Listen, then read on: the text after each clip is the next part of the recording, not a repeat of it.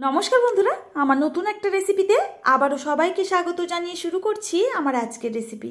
আজকে তৈরি করে দেখাবো খুবই সামান্য উপকরণ দিয়ে ঘরেতে তৈরি পাওভাজি বনরুটি। এগুলো বাইরে থেকে চড়া দামে কিনে না এনে ঘরেতেই কিন্তু আপনারা তৈরি করে নিতে পারবেন খুবই কম উপকরণে আর কম সময়ের মধ্যে। বন্ধুরা, এই রুটিগুলো যদি আমার মতো প্রত্যেকটা স্টেপ ফলো করে তৈরি করেন আপনারা কিন্তু পারফেক্টভাবে বানিয়ে নিতে পারবেন। একবার যে দেখবে তারই মন চাইবে এই রুটিগুলো বানাতে। এতটাই সুন্দর দেখতে হয় আর খেতে তো অতুলনীয়। তো চলুন বন্ধুরা, শুরু করি আমার আজকের রেসিপি। প্রথমে এর জন্য আমাদের একটা ডো রেডি করতে হবে। আমি এখানে চায়ের কাপ মাপ করে আজকে সমস্ত উপকরণগুলো নিয়ে দেখিয়ে দেব।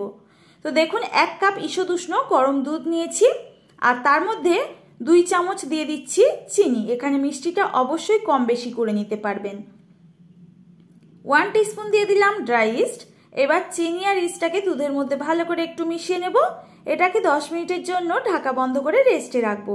ফিরে আসলাম 10 মিনিট পর। দেখুন, ইস্ট কিন্তু খুব তাড়াতাড়ি দুধের মধ্যে অ্যাক্টিভ হয়ে যায়। এখন বন্ধুরা, ওই যে কাপ মাপ করে আমি দুধ নিয়েছিলাম ঠিক সেই কাপ মাপ করে 2 কাপ নিয়ে নিচ্ছি ময়দা। 1 কাপ দুধের জন্য কিন্তু এখানে 2 কাপ ময়দাই আমার নিতে হবে। আর স্বাদ মতো 1 চিমটি লবণ দিয়ে দিলাম। এবার দুধের মধ্যে এই ময়দাটাকে খুব ভালো করে মিশিয়ে নেব। তারপর আমরা এর মধ্যে অ্যাড করে দেব 25 গ্রাম মতো রিফাইন্ড অয়েল। এখানে আপনারা গলানো বাটারের ব্যবহারও করতে পারেন, তাতে রুটিগুলোর ফ্লেভার টেস্ট দুটোই কিন্তু খুবই ভালো আসে। এবার এই ডোটাকে আমি হাত দিয়ে কিছুক্ষণ সময় নিয়ে ভালো করে মেখে নেব। এতে করে আমাদের রুটিগুলো কিন্তু ভীষণই সফট হবে। হাত দিয়ে অবশ্যই করে এই ডোটাকে ভালো করে একটু টাইম নিয়ে মেখে নেবেন। বন্ধুরা, এর আগে অনেকগুলো রুটির রেসিপি আমি আপনাদের সঙ্গে শেয়ার করেছি। আটা দিয়ে রুটি কিভাবে তৈরি করবেন কিংবা ইস্ট ছাড়া ঘরোয়া উপকরণে কিন্তু ইস্ট তৈরি করে কিভাবে তৈরি করবেন, এর সবই রেসিপি আমার চ্যানেলে আপলোড দেওয়া আছে। যদি চান ডেসক্রিপশানে লিঙ্কগুলো শেয়ার করা থাকবে, ওখান থেকে আপনারা দেখে নিতে পারেন। এখন এই ডোটাকে আমি খুব ভালো করে সেট করে নিলাম আর একটু উপর থেকে দেখুন সাদা তেল লাগিয়ে রেস্টে 1 ঘন্টার জন্য গরম জায়গায় রেখে দিচ্ছি। অবশ্যই করে বন্ধুরা অনুরোধ করব প্রত্যেকটা স্টেপ বাই স্টেপ করার চেষ্টা করবেন, তাহলে আপনাদের রুটিগুলো বানাতে কোনো রকম সমস্যায় পড়তে হবে না। এখন এদিকে আমি যার মধ্যে এই পাওভাজি বনগুলো সেট করব বা বেক করব, তো তার জন্য এরকম চৌকো শেপের একটা কেক মোল্ড নিয়ে নিয়েছি। এইরকম যদি মোল্ড না থাকে আপনারা যে কোনো স্টিলের বাসনেও করতে পারবেন। তারই রেসিপি কিন্তু অনেকগুলো আমি শেয়ার করেছি কিভাবে স্টিলের বাসনে রুটি করতে পারবেন। তো দেখুন বন্ধুরা, 1 ঘন্টা রাখার পর আমার ইস্ট কিন্তু পুরোপুরি ময়দার মধ্যে অ্যাক্টিভ হয়ে গেছে। আর দেখুন কতটা পরিমাণে ফুলে ডবল হয়ে গেছে এই ডোটা। এখন এর মধ্যে অনেকটা পরিমাণে বাতাস ঢুকে থাকে, সেটাকে কিন্তু হাত দিয়ে ভালো করে মেখে এটার থেকে বের করে ফেলতে হবে। এখন এটাকে একটা ছড়ানো জায়গায় নিয়ে নেব আর এটাকে হাত দিয়ে দেখুন এইভাবে পাতিয়ে নিচ্ছি। একটা ছুরির সাহায্যে এটাকে আমি কেটে 4 ভাগে ভাগ করে নিচ্ছি। এই ডোগুলো কাটার জন্য অবশ্যই ছুরির ব্যবহার করবেন। দেখবেন প্রত্যেকটা ডো কিন্তু আমাদের একেবারে সমান মাপে তৈরি হচ্ছে। এখন এই ডোগুলোকে বনরুটি তৈরির জন্য সেট করে নেব।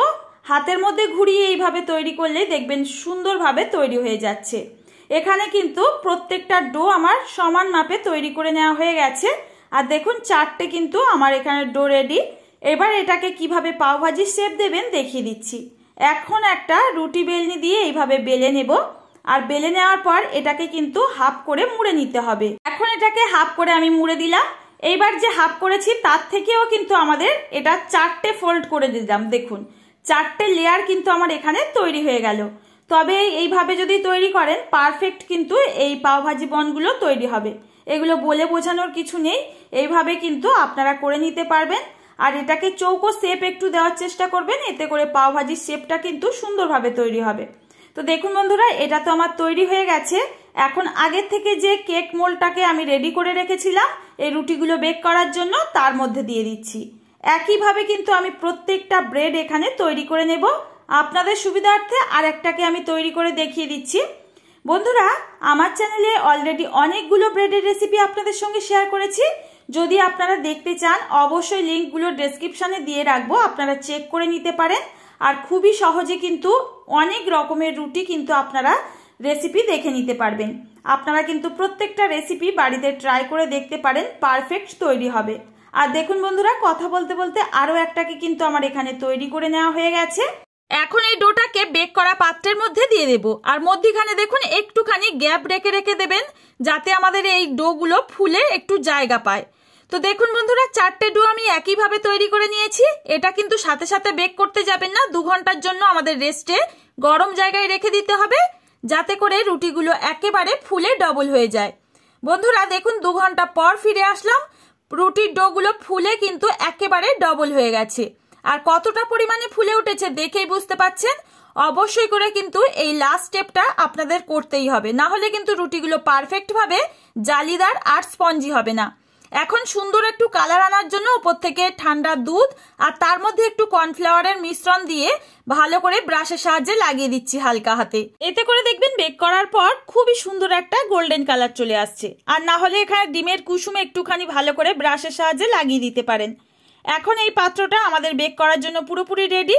আমি গ্যাস ওভেনে কড়াই দিয়ে একটা স্ট্যান্ড দিয়ে ঢাকা বন্ধ করে 5 মিনিটের জন্য হাই ফ্লেমে প্রিহিট করে নিয়েছি। এখন এর মধ্যে এই রুটির মোল্ডটাকে সাবধানে বসিয়ে দিতে হবে, আর এটাকে 20 মিনিটের জন্য আমরা গ্যাসের ফ্লেমটা লো টু মিডিয়ামে রেখে বেক করব। বন্ধুরা আপনাদের তো মনে করাতেই ভুলে গেছি, আমার রেসিপিটি যদি ভালো লাগে আপনাদের কাছে অবশ্যই একটা লাইক করবেন আর ফ্রেন্ড ও ফ্যামিলির কাছে রেসিপিটি শেয়ার করে দেবেন। দেখুন বন্ধুরা 20 মিনিট পর ফিরে আসলাম, কত সুন্দরভাবে রুটিগুলোর মধ্যে কালার চলে এসেছে আর কত সুন্দরভাবে তৈরি হয়েছে রুটিগুলো। শুধুমাত্র গ্যাস ওভেনেই আপনারা কিন্তু এই রুটিগুলো তৈরি করে নিতে পারবেন। আর দেখুন ওপর থেকে একটুখানি ব্রাশের সাহায্যে বাটার লাগিয়ে দিচ্ছি, এতে করে রুটিগুলো সফট থাকবে আর ফ্লেভারটা খুবই সুন্দর হবে। এখন এই রুটির মোল্ডটাকে পুরোপুরি ঠান্ডা করে নিতে হবে, তারপর রুটিগুলো আমরা মোল্ড থেকে বের করে নেব। এখন একটা স্পুনের সাহায্যে দেখুন এইভাবে করে ছাড়িয়ে নিচ্ছি চারি সাইড দিয়ে, আর তারপর রুটিগুলো বের করতে সুবিধা হবে। বন্ধুরা আজকের রেসিপিটি কতটা পারফেক্ট হয়েছে বের করার পর রুটিগুলো দেখলেই কিন্তু আপনারা বুঝতে পারবেন। অবশ্যই এই রেসিপি ফলো করে আপনারা বাড়িতেও তৈরি করে দেখতে পারেন, প্রত্যেকটা রুটি কিন্তু আপনাদেরও পারফেক্ট তৈরি হবে। আর দেখুন কতটা স্পঞ্জি আর জালিদার, একেবারে কিন্তু মার্কেটের মতো প্রত্যেকটা পাওভাজি বন তৈরি হয়েছে।